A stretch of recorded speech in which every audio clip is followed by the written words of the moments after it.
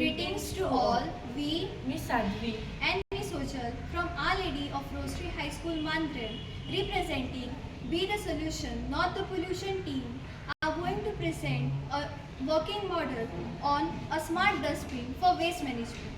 This project supports the Atal Nirnay program, which aims in spreading awareness about waste management.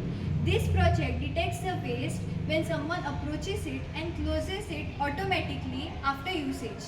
in the order to make this dustbin, we have used microcontroller, power module, sensor, and GoVNet.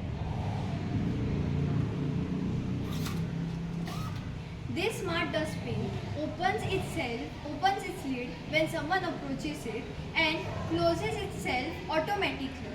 This project is designed for those who are health conscious and are reluctant to touch the dustbin.